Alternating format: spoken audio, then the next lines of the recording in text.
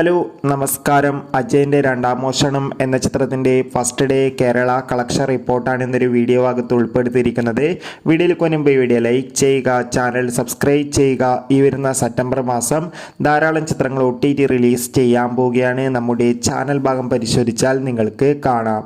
ടൊവിനോ തോമസ്, ബേസിൽ Joseph എന്നൊക്കെ പ്രധാന കഥാപാത്രങ്ങളായിട്ട് ഇന്ന് റിലീസ് ചെയ്ത ചിത്രമായിരുന്നു അജയൻ്റെ രണ്ടാം മോഷണം. എല്ലാ സിനിമാ പ്രേമികളും ഒരേപോലെയാണ് ചിത്രത്തിൻ്റെ ഓരോ അപ്ഡേഷനും അറിയാൻ വേണ്ടി കാത്തിരിക്കുന്നത്. ചിത്രത്തിന് ഹെവി പോസിറ്റീവ് റെസ്പോൺസ് തന്നെയാണ് ആദ്യ ദിവസം വന്നുകൊണ്ടിരിക്കുന്നത്.